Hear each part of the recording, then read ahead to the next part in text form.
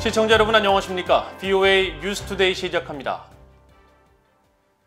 북한 정권이 나라 안팎에서 저지른 강제 실종 범죄의 심각성과 피해자 가족의 아픔을 알리기 위한 강제 실종 주간 행사가 이달 말 한국에서 열립니다. 미국 정부와 유엔은 북한 당국의 강제 실종 범죄를 강력히 규탄하면서 책임자 처벌과 실종자 생사 확인의 중요성을 강조하고 있습니다. 첫 소식 김영권 기자가 보도합니다. 사라져버린 이라는 제목의 작품입니다. 6.25 한국전쟁 중에 납북된 강제 실종자들의 한스러움을 표현해 지난해 공모전에서 상을 수상했습니다. 아시아의 민간단체들이 연대한 비자발적 실종 반대 아시아연합과 한국의 북한인권 시민연합이 북한 정권의 강제 실종 범죄를 알리기 위한 제2회 국제 강제 실종 주간 그림 공모전을 개최합니다. 단체들은 공모전이 아시아 13개 시민단체가 매년 5월 마지막 주에 각국에서 공동 개최하는 강제 실종 주간의 일환으로 강제 실종 피해자들과 가족의 아픔, 책임 규명의 필요성 등을 알리는 데 목적이 있다고 밝혔습니다.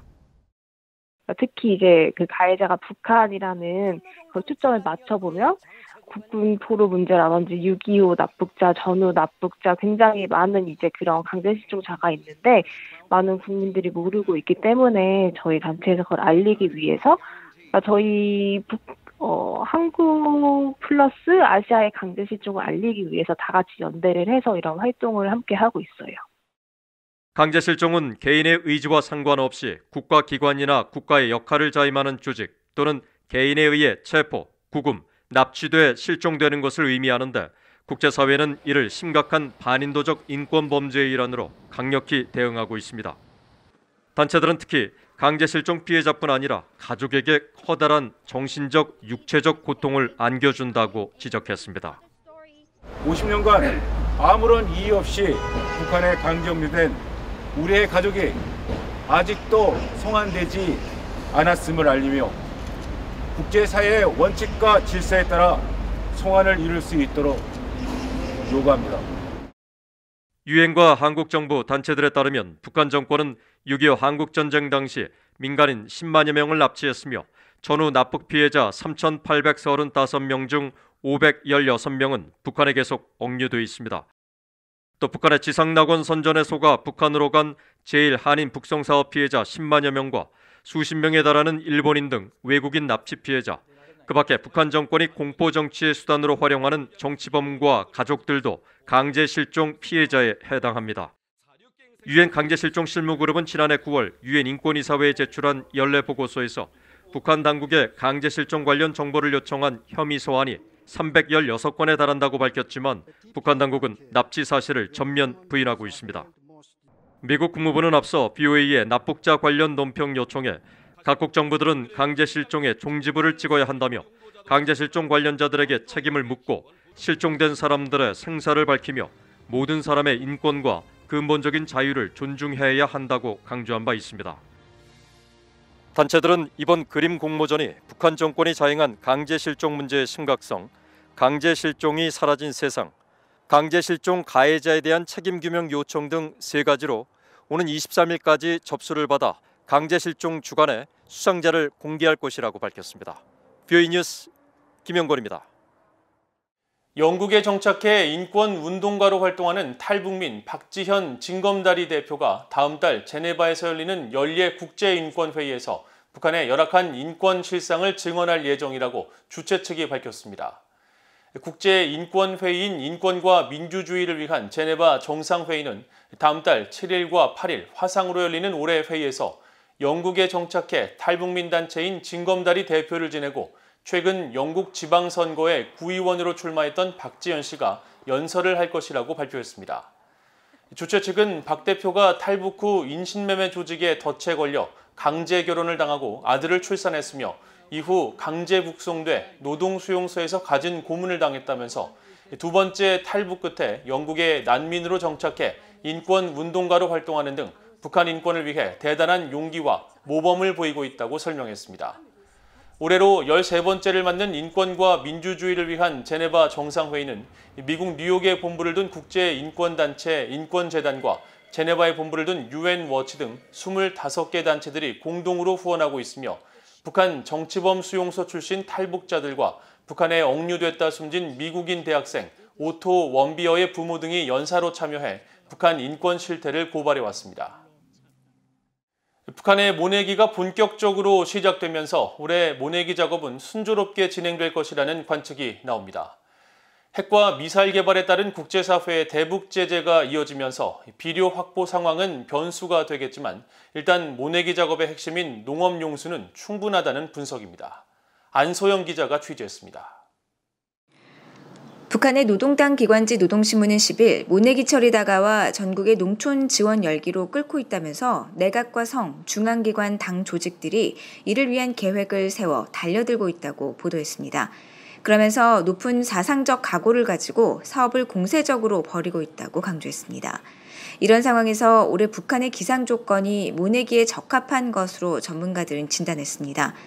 권태진 GSNJ 인스티튜트 북한 동북아 연구원장은 모내기의 핵심은 물인데 봄철 가뭄을 겪지 않은 만큼 과거 가뭄으로 지하수를 이용하거나 모내기를 하지 못했던 때와는 달리 저수율이 충분해 어느 정도 기대 목표는 달성할 수 있을 것으로 보인다는 겁니다.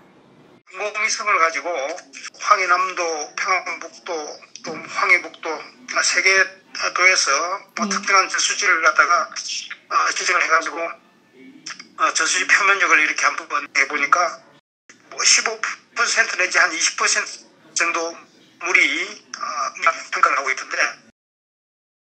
다만 문제는 밑거름에 필요한 비료입니다. 하지만 전국에 배포할 비료의 수급은 큰 문제로 예상됐습니다. 자체 비료 생산 능력이 현저히 떨어지는 북한은 비료를 수입했어야 하는데 3월 수입량이 많지 않아 비료가 부족할 것이라는 분석입니다. 특히 지난해 가을 전력과 설비 노후와 인력 문제에 따른 생산성 저하로 흥남 비료 공장 등의 문제가 있었는데 복구를 하지 못했다면 여전히 문제가 될 수 있다는 겁니다. They don't really have a high dependency on imports if their factories are working correctly. Now there was concern last fall. 하지만 지난 4월 공개된 중국 해관 총서의 북중 교역 상황을 보면 북한이 지난 3월 중국에서 수입한 규모는 1,297만 8천 달러였는데 이 중 대부분이 비료 종류인 것으로 파악됐습니다. 이런 가운데 잇따른 핵 미사일 개발 실험 등으로 여전히 국제사회 제재를 받는 북한은 유류 부족 등으로 농기구 가동이 어려워 서로 논을 갈아야 하는 만큼 모내기 작업 속도는 늦어질 수밖에 없다는 지적도 나옵니다. 권태진 GSNJ 인스티튜트 북한 동북아 연구원장은 지난 봄철 모짜리에는 비닐 방막이 부족해 북한 당국이 한국 내 민간단체에 비닐 지원을 요청한 것으로도 전해졌다고 말했습니다. 북한은 보통 3월 중순에 모판에 벽실을 파종해 모를 키우고 5월 초부터 모내기를 시작해 이르면 5월 말 작업을 마무리합니다. VOA 뉴스 안소영입니다. 바이든 행정부의 대북 정책은 단계적 접근을 통한 외교적 노력을 모색해 북한의 비핵화를 달성하는 데 초점이 맞춰져 있으며 국방부는 이런 노력을 전적으로 지지하고 있다고 미국 국방부 대변인이 밝혔습니다. 존 커비 국방부 대변인은 10일 정례 브리핑을 통해 최근 완료된 대북 정책 검토와 관련해 향후 미한 연합 군사훈련 등 군사부문 이행 방안 계획을 묻는 질문에 이같이 밝히고 로이드 오스틴 국방장관은 안보조약을 맺고 있는 한국에 대한 미국의 안보 노력을 매우 진지하게 다루고 있다고 강조했습니다. 또 미국은 한국과의 공조를 통해 한반도 내 모든 범위의 병력들이 잘 훈련되고 준비태세를 갖출 수 있도록 보장해야 할 의무를 갖고 있다는 점을 분명히 했습니다. 그러면서 오늘 밤 당장 싸울 수 있는 파이트 투나잇 개념처럼 로버트 에이브럼스 한미연합사령관의 지휘 아래 다양한 목적의 훈련이 진행되고 있으며 앞으로도 필요한 부분에서 관련 훈련이 계속 진행될 것이라고 덧붙였습니다.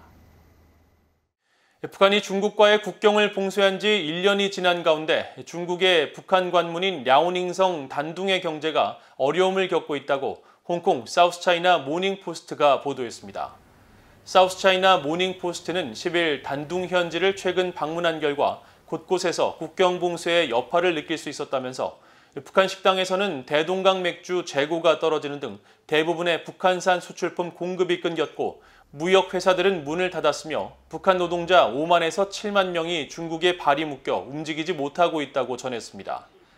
이와 관련해 북한 경제 전문가인 윌리엄 브라운 미국 조지타운대 교수는 10일 VOA에 북중 국경 봉쇄로 소비재의 북한 유입이 중단돼 주민들이 가장 큰 영향을 받았다면서 특히 설탕 수입 중단으로 북한에서 설탕 가격이 급등했고 식량이 북한 내에서 이동을 하지 못해 일부 지역들은 심각한 식량 부족 현상을 겪고 있다고 말했습니다. 이상으로 VOA 뉴스투데이를 모두 마칩니다. 시청해주신 여러분 고맙습니다.